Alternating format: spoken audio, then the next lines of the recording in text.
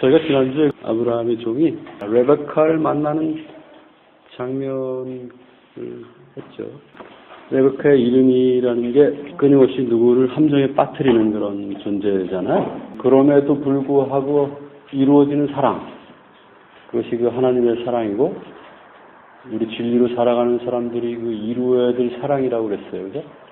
그래서 아내가 남편이 혹은 우리가 사랑하는 그 형제나 이웃이 찌질하고 우리를 끊임없이 함정에 빠뜨리는 거, 그거 당연한 걸로 받아들일 수 있어야 돼요. 그래서 그거를 사랑과 능력으로 끌어안을 수 있어야 된다고 얘기를 했죠. 아브라함의 종이 레베카에게 네가 누구의 딸이고 너희 아비 집에 묵을 곳이 있느냐라고 물어봤더니 24절에 레베카가 자기가 누구의 딸이라는 것을 얘기하고 25절에 가면 친절하게 묵을 곳이 있을 뿐만 아니라 그 충분한 그 집과 그 낙타에게 먹일 그 먹이가 있습니다라고 얘기를 해요. 레베카의 관심은 신랑으로 오는 이 성령으로 오시는 이 하나님에게도 관심이 있지만 사실은 그 낙타에게 굉장히 관심이 많아요. 그죠? 그래서 낙타를 통해서 표현되는 그 하나님의 은혜, 성령의 은혜에 굉장히 그 관심이 많은 그 존재로 여기 그려지고 있다고. 레베카가 을 함정에 빠뜨리는 존재임에도 불구하고 그 영원한 남편에 대한 그 정열을 가지고 있는 것처럼 보여요. 그래서 26절에 가보면 이제 그때서야 이제 이 종이 그 머리를 숙여서 야훼께 엎드렸다 이렇게 돼 있어요. 그러니까 이 종의 기도가 이제 이루어진 거예요. 그죠? 자, 27절 가볼까요? 아브라함이 그 하나님의 은혜와 하나님의 진리가 부족함이 없는 사람으로 지금 표현하고 있는 거예요. 하나님의 은혜와 하나님의 진리가 조금도 부족함이 없다라는 거는 이건 누구에게 우리가 쓰는 말이에요? 신약에 가면 하나님의 은혜와 하나님의 진리가 조금도 부족함이 없다라고 찬양성을 받는 존재가 누구예요? 그리스도예요. 법은 모세로부터 나오고 하나님의 은혜와 진리는 누구에게 나와요? 예수 그리스도를 통해서 하나님으로부터 나오는 거예요. 그래서 여기 지금 아브라함은 그 예수 그리스도와 같은 존재, 즉 하나님 자신으로 그려지고 있는 거예요. 자, 28절에 가보면 이제 그 레베카가 그 어미의 집에 가서 이러한 모든 사실을 얘기를 했어요. 어미의 집이라고 나와 있잖아요. 그죠? 그럼 이제 이걸 보고서 이때 그 부두엘, 즉 아버지는 죽었을 거다 뭐 이렇게 표현하기도 해요. 이제 저 밑에 내려가면 부두엘이 또 나와버려요. 또 이때 그 부두엘이 죽었다라고 주장하는 학자들은 밑에 나오는 부두엘은 그 부두엘의 이름을 딴 그 부두엘의 아들일 거다 이렇게 해석을 하고 넘어가 버려요. 여기서 그 어미의 집이라고 하는 것에 대해서 그 사람들은 그렇게 해석을 해요. 지금 아브라함이 그 가나안에서 이삭의 아내를 취하지 않고 자기 아버지 집에 가서 아내를 취해오잖아요. 그죠? 그러면 지금 왜 아버지 집에 가서 그 아내를 취해오는 거겠어요? 좀 더 생각을 좀 해볼 여지가 있죠. 그죠? 성경의 기본 입장은 야훼를 우리가 뭐라고 부르냐면 아버지라고 부르잖아요. 그러니까 우리가 다 하나님을 야훼를 다 아버지라고 부르는 존재들 아니에요. 그죠? 거기에는 뭐가 내포되어 있냐면 한 시에서 나온 형제라는 게 내포되어 있죠. 그죠? 하나님을 아버지라고 부르는 이 기독교 내지는 이 유대의 전통, 이 전통은 사실은 인류사회 어디에서도 보여지지 않는 거죠. 그죠? 그러니까 힌두교든 뭐 불교든 어디서도 그 창조주이고 우주의 근본을 아버지라고 부르는 종교는 없어요. 아버지라고 하는 이 호칭이 가면 그냥 하나님 야훼의 이름이 돼버려요. 그 얘기는 뭐냐면 이 성경의 처음부터의 주제는 결국 아버지와 아들의 이야기일 수밖에 없는 거죠. 그죠? 우리가 누군가를 아버지로 부른다면 결국 우리가 남자든 여자든 다 우리는 아들일 수밖에 없는 거 아니에요, 그죠? 우리가 아들일 수밖에 없다면 우리는 다 형제일 수밖에 없는 거 아니에요, 그죠? 그러니까 이 기독교나 유대의 이 가치관이 가진 이 아버지와 아들의 이야기는 어떤 인간이 추구하는 어떤 가장 본질적인 가치, 그 사랑의 가치를 가장 충실하게 반영하는 하나의 그 척추라고 할 수 있어요. 그래서 아브라함이 이 종을 아버지의 집으로 보내서 아내를 얻어온다고 얘기할 수 있죠, 그죠? 근데 여기는 구태여 이제 다시 어미의 집, 어미라고 이제 표현을 하고 있잖아요, 그죠? 그러니까 아마 이거에 대해서 그렇게 신학자들이나 다른 사람들은 아마 그렇게 뭐 이게 중요하다고 생각하지는 않는 것 같아요.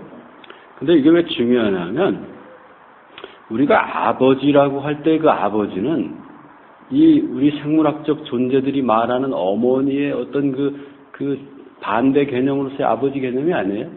이 아버지의 개념은 뭐예요?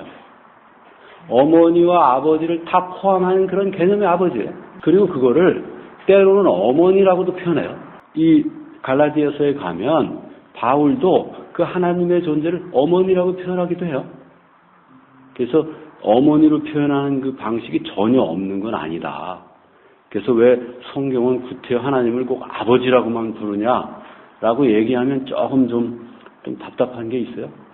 그래서 여기 어쩌면 이 어머니든 아버지든 가지고 그것이 뭐 아버지가 살았다, 어머니가 살았다 이거하고는 좀 더 그거보다는 좀 더 깊은 의미가 있는 것 같아요.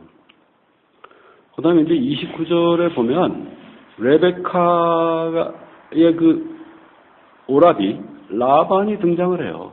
이 라반이라는 인물은 어떻게 보면 이제 나중에 야곱에게 자기의 그 두 딸을 그 아내로 주는 그런 존재 아니에요, 그죠? 지금 이 가문의 대표자인 것처럼 그려지고 있어요. 그리고 30절에 보면 라반이 처음에 주목한 거는 누이의 손과 얼굴에 그 착용한 그 보석을 보았고, 그리고 이제 레베카가 뭐라고 얘기했냐면, 그 남자가 나에게 이렇게 얘기했어라고 얘기한 그 얘기를 듣고, 그가 이제 그 종에게 가서 그 종이 우물가에 서 있던 걸 본 거예요. 그리고 이제 31절에 보면 그를 이제 뭐라고 표현하냐면, 야훼의 복을 받은 자라고 표현을 해요. 야훼의 복을 받은 자. 왜 밖에 서 있습니까? 우리가 당신을 위해서 집과 낙타를 위한 그 여러 가지 준비를 했습니다. 라고 이제 초청하는 장면이 31절에 나와요. 그 32절에 보면 그 남자가 그 집으로 와서 그 낙타를 이제 부리고 낙타에게 필요한 여러 가지 준비를 해주고, 그 다음에 이 종이 씻을 수 있는 물을 이제 대접하는 장면이 32절에 나오죠.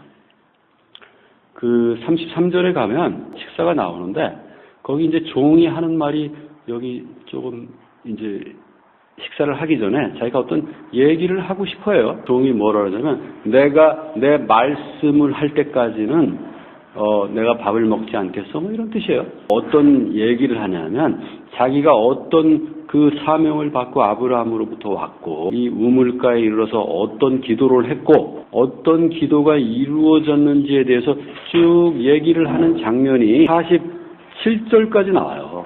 여기 48절까지는 우리가 아는 거니까 49절로 넘어가도 문제는 없을 거예요. 그죠? 너희가 내 주인 아브라함을 정말로 진실하고 그리고 은혜로 대하겠다며 나에게 말하고, 그러나 만약에 그렇게 대하지 않는다고 하더라도 나에게 말해라. 그러면 내가 그걸 전제로 좌로든 우로든 뭐 결정하겠다, 이런 뜻이에요. 내 주인을 존중해서 네가 딸을 내줄 거야, 안 내줄 거야? 네가 딸을 내줄 것 같으면 내가 밥을 먹고, 딸을 안 내줄 것 같으면 내가 그냥 돌아서서 갈게. 뭐 이런 얘기를 하고 있는 거예요. 이 종의 이 태도에서 여러분들 뭘 느낄 수 있어요? 결기가 느껴지잖아요. 그죠? 여러분들이 어떤 사명을 받았을 때, 그 성령의 어떤 그 사명을 받았을 때 이런 결기가 있습니까? 그런 결기가 있어야 돼요. 단호함이 있어야 돼요. 그 본질에 충실할 수 있는 분별력이 있어야 돼요. 여기서 그냥 뭐 좋은 게 좋은 거야. 일단 밥부터 먹지 하고 하다 보면 사명을 충실하게 이행할 수 없게 돼요. 그러니까 우리가 밥을 먹고 뭔가 이렇게 친해지면 그때부터는 그 분위기로 그냥 넘어가는 거지. 그때부터는 일은 좀 빗나가게 돼 있어요. 이런 걸 누가 제일 잘하는지 알아요? 유대인들이 제일 잘해요. 미국 애들도 칼 같아요. 미국 애들 다룬다라는 게 상당히 어렵다고. 원래 원칙은 이런 거예요. 그걸 정확히 구분해줘야 된다고, 공과 사를. 그리고 옳은 것과 이 옳지 않은 것, 그리고 이 뭔가 자기가 받은 사명과 자기가 어떤 취할 수 있는 여러 가지 은혜, 이거 사이를 잘 구분을 해야 돼요. 50절에 보면 이제 라반과 부두엘이 이제 다시 얘기를 해요. 여기는 뭐라고 번역을 했어요? 그 말씀이 야훼로부터 나오는도다, 이런 뜻이에요. 당신이 하는 말씀이 야훼로부터 나오는 말씀이군요, 이런 뜻이에요. 종이 하는 말을 뭘로 이해한 거예요? 야훼의 말씀으로 이해를 한 거예요. 야훼의 말씀에 대해서 우리가 선악간에 우리가 얘기할 수는 없습니다, 이런 뜻이에요. 당연히 그렇게 해야 되는 걸로 받아들이고 있는 거예요. 레베카가 아브라함의 아들의 아내로서 가도록 우리는 허락하겠어요 라는 이 순종하는 모습이 52절에 그려지죠. 그죠? 이 종은 원래 그 목표가 확실하게 알게 된 거예요. 그 감사로 엎드려서 야훼께 이제 절을 하는 장면이 52절에 나오죠. 53절에 보석과 여러 가지 폐물, 선물을 레베카뿐만 아니라 레베카의 형제들과 어미에게 나눠주는 장면이 나오죠. 그죠? 레베카로 인해서 많은 은혜의 선물을 받는 장면이죠. 그런데 54절에 보면 이 종이 일찍 일어나서 뭐라고 그러냐면 이제 우리가 갈 테니까 우리를 보내달라고 이제 허락을 구하는 장면이 나오죠. 그죠? 이 종이 자기의 사명을 이루기 위해서 한시도 지금 지체할 수 없는 긴박성을 지금 계속 유지해 가는 거예요. 그죠? 이 성령이 우리에게 찾아오실 때 그 성령의 급박함, 당신의 미션의 급박함과 절실함, 그죠? 긴급성이 잘 나타나 있죠. 그죠? 55절과 56절에 보면 한 열흘만 더 있다 가면 안 될까? 라고 얘기를 해요. 그죠? 56절에 보면 아주 단호해요. 레베카를 데려다가 이삭의 아내로 삼는 그 일을 이미 야훼가 그렇게 하도록 결정했다네, 이 사람아. 그러니까 나는 이 야훼의 결정을 한시도 늦출 수가 없다네. 뭐 이런 뜻이에요. 그죠? 57절에 모든 걸 레베카에게 맡겨요. 레베카가 뭐라고 결정하냐면 58절에 가겠다 그래요. 결정은 항상 이렇게 심플해야 돼요. 성령의 부르심, 야훼의 부르심에 대해서는 예스 하면 돼. 예스 아니면 노야 그냥. 뭐 어떤 걸 달면 그걸 우리는 예스라고 보질 않아. 백척간두의 진일보란 말 알아요? 그러니까 백척의 이 벼랑 위에서 일보를 내디더라 이런 뜻이야. 어떤 믿음의 결정이라는 건 항상 백척간두의 진일보라고. 그걸 믿음이라고 그래. 믿음의 의사결정은 항상 백척간두의 진일보야. 그러니까 믿음이라는 말 자체가 그런 거라고. 남들은 다 거기 벼랑이라고 하지만 나는 한 보를 내딛는 것, 그걸 믿음이라고 그래. 남들이 다 한 보 내딛어도 돼라고 할 때 내딛는 일보를 믿음의 일보라고 하질 않아. 그러니까 여러분들의 삶이 백척간두의 진일보의 삶을 산다면 그건 어떻게 보면 믿음의 삶이라고 우리가 인정할 수 있지. 근데 여러분들이 실제로 백척간두의 진일보 하는 건 평생에 한 번이나 하나? 어때요? 여러분들의 삶이 매일매일 그 백척간두의 진일보의 삶을 살고 있습니까? 그렇지 않아. 근데 여러분들의 삶이 언젠가는 그 백척간두의 진일보의 삶을 사는 삶이 돼야 돼. 그래서 그 한 발 내디뎠을 때마다 여전히 내가 살아있고 거기서 하나님의 능력이 임하고 거기에서 그 기적이 나타나고 이런 걸 경험하면서 살아야 된다고. 이런 걸 경험하고 못하는 삶이라는 건 그냥 죽음의 삶이야. 그 찌질하다는 말로 표현할 수도 없고 그냥 죽음의 삶이야. 그 삶이라고 할 수가 없어. 그게 어떻게 삶이겠어요, 그죠? 그게 어떻게 살아있음이겠어? 살아있음이라는 건 쉽게 말하면 뭐예요? 죽었다 살았다 하는 거 아니에요, 그죠? 죽었는데 살았고, 그죠? 살았는데 죽었고, 그래야 뭔가 좀 살아있다는 느낌이 들질 않아요? 드는 거 아니에요?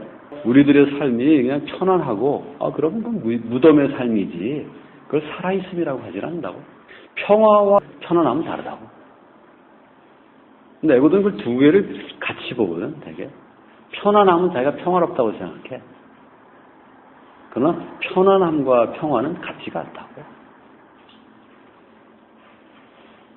평화는 강력한 거예요. 평화는 아주 약해. 바람만 불어도 깨진다고.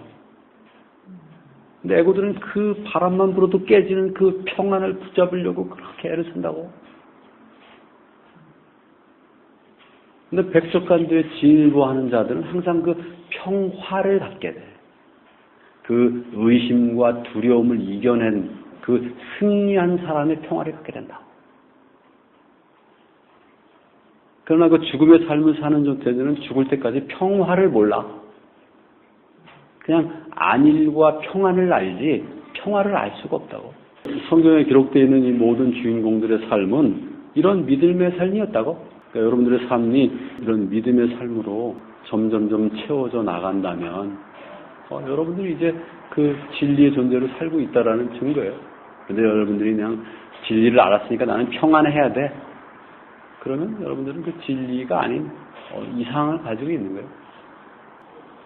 이게 좀 도전이 좀 되길 바라요. 레베카를 보내주기로 하고 나서 이 형제들과 그 어미가 레베카를 축복하는 게 나오죠, 그죠? 여기 이 축복은 누가 하는 축복이에요, 원래? 에? 이건 야훼가 아브라함이나 그 이삭이나 야곱에게 하는 축복 아니에요, 그죠? 이걸 이제 똑같이 이 아브라함의 그 아비 집에 있던 사람들이 이 축복을 똑같이 하는 거예요. 너를 미워하는 원수의 문을 너의 그 씨가 소유하길 바란다. 뭐 이런 얘기예요. 아브라함의 이 아비의 집에 있는 사람들도 레베카를 데리러 온 이 종의 그 사명, 그리고 종의 사명을 자기들이 이해하고 그것을 하나님의 뜻, 야훼의 뜻으로 이해해서 레베카를 보내주는 이 여러 가지 이 맥락이 완전히 이해되어 있다는 걸 알겠죠, 그죠? 그러니까 그날 저녁에 밥을 잘 먹고 서로 기분 좋아져서 서로 친해져서 그냥 딸내미를 주는 게 아니라고. 폐물을 좀 많이 받고, 뭔가 좀 횡재한 것 같아서 딸내미를 주는 게 아니에요. 그 본질적 의미, 그 본질적 그 야훼의 그 계획, 이 계획에 대한 완전한 이해를 하고 있는 거라고. 그럼 레베카는 어떨 것 같아요? 레베카는 이걸 이해했다고 봐야 돼요? 아니면 이해하지 못했다고 봐야 돼요? 제가 이 얘기를 물어보는 건 여러분들이 아까 그 백척간두의 진일보 할 때 여러분들이 모든 걸 다 이해하진 않아요. 여러분들은 뭐만 이해해요? 끝. 그렇지, 목표만 이해하는 거야. 그 목표가 어떻게 이루어지는지에 대해서는 그냥 믿음만 가지고 있는 거야. 죽든지 살든지 결국에는 그 목표한 지점에 가 있겠죠. 이것만 아는 거야. 근데 애고들은 그 중간에 어떤 일이 이루어질지를 모르면 절대 그 믿음의 끝, 그 목표를 추구하지 못한다고. 그러니까 믿음을 가진 존재와 애고의 삶은 완전히 그 거리가 억만 겁도 더 멀리 떨어져 있어. 그걸 흉내내거나 믿음이 없으면서 믿음이 있는 척 한다는 게 불가능하다고. 잠시 동안은 흉내를 낼 수 있지만, 바람 불고, 비 오고 그러면 백발백중 목표를 포기하고 원래 있던 자리로 돌아간다고. 그래서 그 애고로서 또 아침부터 열심히 일어나서 또 열심히 하고, 교제하고, 그렇게 또 그 죽음의 삶을 살아가게 된다고. 61절에 보면, 레베카가 아마 그 시종들이 좀 있었던 것 같아요. 시종들을 선물로 받고, 아마 이게 레베카가 원래 쓰던 시종인지, 아니면 일종의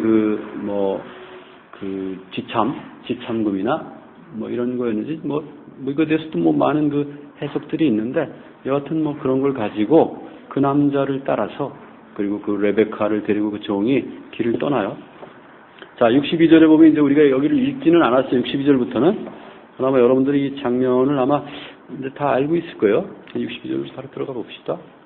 이때 이제 이삭이 등장을 하죠. 그죠?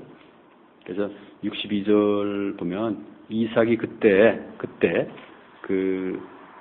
남쪽에 살았어요. 그 당시 그 아브라함이 통치했던 땅, 즉 그 헤브론부터 저 남부 베엘샤바로부터 좀 더 떨어진 그 남쪽에 있던 그 벨라하이로이라는 그 우물가에 살았어요. 거기 살던 하다가 이제 그 이삭이 이렇게 북상하는 장면이 나오죠, 그죠? 북상해서 아마 이때 여기가 아마 저기로 봐요. 그 헤브론으로 봐요. 왜냐하면 그 지금 이 레베카를 어디로 들으냐 하면 그 사라의 텐트, 사라의 장막으로 들이거든요. 왜냐하면 사라의 근거지가 헤브론이었기 때문에 아마 이때 헤브론으로 갔던 것 같아요. 그러니까 지금 이 아브라함의 종은 어디서 출발하냐면 베엘셰바에 출발했던 거예요. 베엘셰바에 출발해서 그 도착지는 어디냐면 그 아브라함이 아니라 이삭이에요. 도착지는. 그래서 이삭에게로 바로 가는 거예요. 이것도 상당히 재밌죠, 그죠?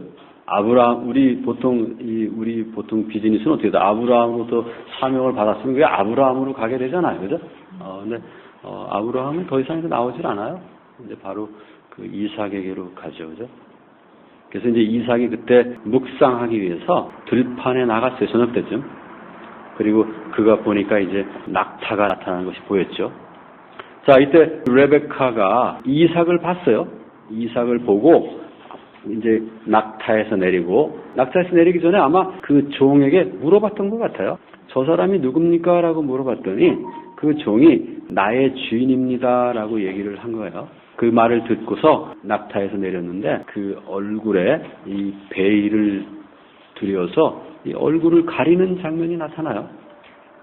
그리고 66절에 가면 이제 그 종이 모든 것을 이삭에게 다 고했어요. 그죠? 아브라함으로부터 자기가 어떤 명령을 받았고, 자기가 어떤 여행을 했고, 이 처녀를 어떻게 데리고 오게 됐고, 이 처녀하고 그 사이에 무슨 일이 있었고, 이 모든 걸 이 이삭에게 얘기를 하고, 이삭은 마치 그 모든 걸 알았다는 듯이 어머니의 텐트로 데려가서 아내를 삼고 그 아내를 지극히 사랑했다 뭐 이렇게 돼 있어요. 이삭은 어디 사는 거냐면 아브라함이 살던 데하고는 상당히 떨어져 있는 곳에 사는 거죠. 그죠? 이삭은 이미 그 아버지하고는 완전히 독립된 그런 존재죠. 4장에 보면 여러 군데에서 아브라함이 이미 모든 자기가 가진 것을 이미 이삭에게 다 주었다라고 표현을 해요.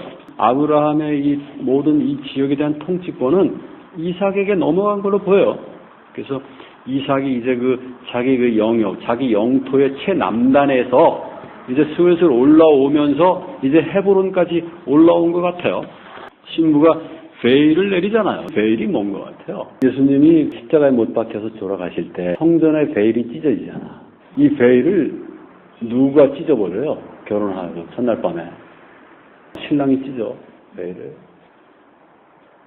그러니까 베일을 걷는다는 건 베일을 찢는다는 의미라고. 제사장들이 장막 너머로 가려면 1년에 한 번만 가잖아, 그죠? 근데 예수님이 돌아가실 때 그 장막을 영원히 찢어버렸다고. 그 신랑이 그 신부의 머리에 얼굴에 들이운 그 베일을 찢어버렸다는 거거든. 우리가 원래 베일을 하고 있었던 거예요? 아니면 베일을 안 하고 있다가 한 거예요? 우리가 원래 하고 있었던 거예요? 그걸 누가 찢어줘야 돼요? 신랑이 찢어줘야 되는 존재인 거예요, 우리는. 무슨 얘기인지 이해됩니까? 그래서 그 베일을 찢지 않으면 신랑과 신부가 한 존재가 될 수가 없는 거예요. 신부들이 베일을 내리는 건 뭐냐면 이 베일을 찢어서 하나로 만들어진 신랑 앞에 나아갈 때만 그 짓을 하는 거예요. 예수님은 뭘 찢은 거예요? 베일의 찢어짐을 통해서 둘이 한 존재가 되는 걸 메타포하는 거예요. 그러니까 지금 이 레베카는 그 의미를 지금 인식하고 있는 거예요. 내가 이제 이삭과 한 몸이 되는 걸 인식하고 있는 거예요. 그래서 오늘 저녁에 이 신랑이 자기 그 베일을 찢어주길 기대하면서 베일을 내리는 거예요. 그래서 10장에 봅시다. 얘기는 이런 거예요. 새롭고 살아있는 방식으로 그가 우리를 위해서 그 거룩하게 하신 그 방법, 즉 베일을 통해서. 근데 그 베일을 뭐라고 얘기하냐면 그의 육체라고 얘기를 해요. 하나님인 존재가 베일을 가지고 있고 베일을 찢어버리지 않으면 그 영원한 존재와 하나가 될 수 없다라는 뜻이잖아요. 그죠? 그럼 그 베일은 뭐예요? 육체를 말하는 거예요. 여러분의 그 에고, 그 육체적 자아가 찢어지지 않으면 여러분들은 여러분 안에 그리스도와 하나가 될 수가 없다는 뜻이에요. 그게 이 두 번째 결혼의 원래 의미라고. 그러니까 지금 이삭과 레베카의 이 결혼 사건이 그리스도와 여러분 에고와의 완전한 결혼 사건이라는 걸 말하는 걸 알겠죠, 그죠? 성경 전체적으로, 그죠? 근데 죽음이라는 게 우리가 말하는 그런 죽음의 개념이 아니라, 그러니까 바울이 그런 얘기를 하잖아. 먹어도 주를 위해서 먹고, 나가도 주를 위해서, 들어와도 주를 위해서. 그걸 순종한다 그래? 그걸 이 육체가 찢어졌다고 그래? 그걸 에고가 찢어졌다고 한다고. 그러니까 내가 지금 나 된 것은 왜 있는 거예요? 그리스도를 위해서 있는 거예요. 내 몸을 완전하게 그리스도에게 주기 위해서 있는 거예요. 더 이상 이 존재는 나를 위한, 에고를 위한 존재가 아니에요. 내가 지금 매일매일 밥을 먹고 운동을 해서 건강을 유지하는 건 뭐예요? 오로지 신랑인 그리스도를 위해서 내가 유지하는 거예요. 그러니까 이 운동도 안 하고 제대로 먹지도 않고 하는 존재들은 뭐예요? 에고예요, 그냥. 그 그리스도의 신부라면 여러분들은 여러분들의 육체를 잘 먹고 그게 완전하게 순종한다는 뜻이야. 그게 그 육체가 찢어졌다는 뜻이라고. 여러분들의 삶의 원칙을 결정해 주는 거라고. 그러니까 내가 물어보는 거야, 여러분들에게. 여러분들이 지금 어디에 있는지를 물어보는 거야. 아직 두 번째 중생도 이루지 못한 존재들에게는 이게 해당 사항이 없다고. 그러니까 이 두 번째 결혼은 최소한 두 번째 중생을 이룬 사람들에게만 허용되는 거예요, 이거는. 자, 이제 넘어가 봅시다. 25장으로. 25장에 보면 아브라함의 그 자손들의 얘기가 이제 이어지는 거죠, 그죠? 케투라의 소생들이 누구고, 이슈마엘의 소생들이 누구고, 이삭의 소생들이 누구인지를 설명하면서 이삭의 삶에 이제 그 초점을 둘 거로 이제 이 분위기를 끌어가고 있어요. 근데 여기 이제 케투라하고 이제 결혼하는 거에 대해서는 사실 우리가 지난번에 22장 설명할 때 설명을 했죠, 그죠? 이걸 아브라함의 두 번째 결혼이라고 우리가 설명을 했어요. 뭐 첩을 들였다 뭐 이렇게 되는데 그건 첩이 아니라 와이프예요. 원어는 아브라함이 다시 아내를 들였다 이렇게 돼 있어요. 그래서 케투라는 우리가 그 두 번째 결혼이라고 봐요. 아브라함의 두 번째 결혼이라고 봐요. 그러니까 이제 여기 이제 물리상으로만 보면 아브라함이 마치 뭐 그 말년에 뭐 그냥 첩을 들인 것처럼 이 에고들이 이렇게 번역을 해놨는데 그게 아니라고. 아브라함이 그 왕으로서 살아가고 그 완전한 통치권을 확립한 것, 그걸 이제 결혼이라는 것으로 설명을 한다 그랬잖아요, 그죠? 그래서 이 케투라하고의 결혼 사건은 이미 22장 이전에 바알쉐바에 정착하기 이전에 이미 이루어진 거라고. 이삭이라는 존재가 이제 그 대권을 이어받은 다음에 뭐 결혼한 걸로 이렇게 기술해 놨잖아요, 그죠? 성경에 기록된 순서가 그렇게 꼭 중요하지는 않아. 그러니까 이 아브라함의 두 번째 결혼은 그 베엘쉐바에 정착하기 이전에 이미 이루어졌다고 보는 게 맞아요. 케투라하고의 소생들에게 난 그 여기 이제 자손들 많잖아요. 이 욕시안이라는 인물이 나오고 2절에 보면 이슈박이라는 인물이 나오거든요. 이삭이라는 이름도 나오는데 이삭이든 욕시안이든 이슈박의 그 맨 앞자에 나오는 게 이제 그 히브리어 요드라는 거예요. 요드라는 건데 야훼의 이름을 요드로 시작해요. 요드. 소의 뿔을 상징해요. 야훼를 우리가 소로다 대답한다 그랬잖아요, 그죠? 야훼의 상징이에요. 요드라는 이름을 시작하는 거는 그 당시에 다 왕들이라고. 그래서 지금 케투라 소생에는 그 형제들 중에 이 왕의 상징인 이 요드라는 이름을 쓰는 그 아들이 둘이나 돼. 그다음 이슈마엘도 마찬가지거든. 이슈마엘도 이 이름을 쓴다고. 이슈마엘, 이샥. 그다음에 욕산, 그다음에 여기 이슈바. 이게 이런 존재들이 다 그 이삭과 똑같이 그 왕의 존재로 살아가는 존재들이에요. 그러니까 하나님의 아들이라고 일컬으면서 왕의 존재로 살아가는 그런 존재들을 말해요. 그래서 이 성경의 기록만 봐도 하나님의 아들, 그 왕의 존재로 살아가는 사람들이 꽤 된다고. 그 욕산에 대해서 설명을 하고 있다고 3절에 보면 욕시안이 누굴 낳고 이걸 설명하고 있거든. 그 다음에 또 설명을 누구에게 하냐면 그 이슈마엘에 대해 설명을 하거든. 왜냐하면 그게 다 그 하나님의 아들, 즉 그 왕들의 삶이었기 때문에 그걸 기록하고 있는 거예요. 그리고 세 번째로 이제 그 이삭에 대해서 기록을 하고 있는 거예요. 아브라함이 이삭에게 모든 것을 주었다라고 돼 있잖아요. 그러면 이게 이삭과 나머지 그 욕시안이나 이시박이나 이슈마엘 사이가 관계가 좀 애매하잖아요. 그죠? 근데 이건 무슨 뜻이냐면 그런 뜻이에요. 이게 이제 성경의 그 진리를 전달하기 이야기 구조의 가장 특징 중에 하나인데 아버지 곁을 떠나는 존재들이 나와요. 창자의 비유도 똑같은 거예요. 한 아들은 아버지 곁을 떠난다. 아브라함은 나호르와 달리 아버지 곁을 떠나잖아요. 그죠? 지금 아브라함의 곁을 떠나는 건 누가 떠나요? 이슈마엘과 욕시안과 이시박이 떠나는 거예요. 이삭을 중심으로 이 성경을 이걸 이제 기록을 하고 그 사람들이 그 진리를 간직을 해왔기 때문에 우리가 오늘날과 같은 성경을 가지고 있는 거예요. 유대인 중심적인 사고방식을 표현하는 것들이 많이 있다고. 그럼에도 불구하고 진리는 거기서 항상 드러나게 돼 있다고. 유대인 중심적인 그런 어떤 형식 속에 그 진리를 담아서 이제까지 전승을 하고 있는 거예요. 그래서 우리는 그 진리를 캐내야지 이걸 유대인의 역사 기록서, 유대인의 뭐 족보 이렇게 봐갖고는 안 돼. 그러니까 이 성경을 누가 기록했냐면 성령님이 기록한 거 아니에요. 그죠?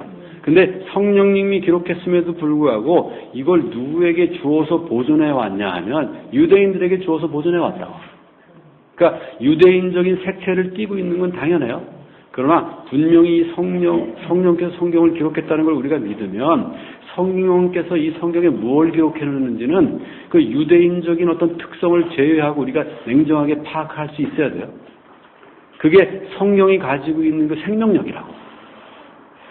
그래서 이걸 유대인들이 기록했기 때문에 유대인의 역사서라고 이걸 이해해버리면 곤란해요.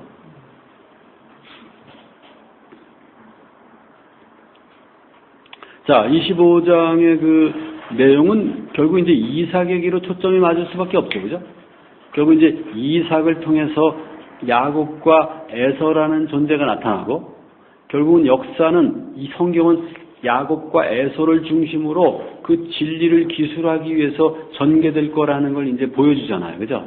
진리, 즉 아담으로부터 노아를 거쳐서 이제 아브라함을 통해서 기록한 그 진리를 누가 전승해 갈 건지를 얘기를 하고 있는 거예요. 그죠? 에서와 야곱을 통해서 야곱의 12자손을 통해서 전승해 내려가는 진리는 이미 사실은 다 설명을 한 거예요.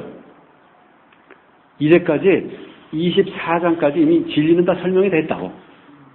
진리는 설명이 됐어. 근데 25장부터 지금 설명하려는 진리는 24장까지 설명된 진리하고는 뭐가 다른 거예요? 역사 속에 담겨진 진리와 지금까지 24장까지 기록된 진리는 뭐가 다를 것 같아요? 한번 읽어볼래요? 8절만. 자, 자기 백성에게 거두어졌다라는 말을 여러분들은 어떻게 이해를 해요? 지금 성경의 이 물리적으로만 보면 아브라함은 아비 곁을 떠나서 가나안 땅에 지금 최초로 죽는 백성 아니에요, 그죠? 자기 친족 중에서, 그죠? 그러면 자기 백성들에게 돌아갔다면 어디 메소포타미아로 돌아갔다는 뜻이에요? 그럼 뭐예요?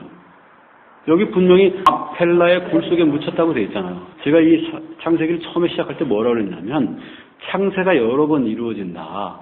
1장에서도 이루어지고 2장에서도 이루어지고 6장에서도 이루어지고 12장에서도 이루어진다고 얘기를 했잖아요. 그죠? 지금 12장부터 아브라함으로부터 시작된 창세가 지금 24장에 일단락된 거예요. 그죠? 그럼 뭐가 지금 24장에 일단락된 거예요? 하나님의 죽으심과 하나님의 부활하심과 이걸 우리가 복음의 핵심으로 이해를 하고 있잖아요. 그죠? 그럼 24장까지 뭐가 지금 이루어진 거예요? 하나님의 죽으심이 이루어진 거예요. 이해됩니까? 그러니까 아브라함이 우리 에고들의 해골에 묻힘으로써 하나님의 죽으심이 완성된 거예요. 이해됩니까? 이해돼요? 그러면 지금부터 이삭부터 이 야곱부터 살아가는 존재들의 삶은 뭐예요? 묻히신 하나님이 에고로서 살아가는 걸 말해요.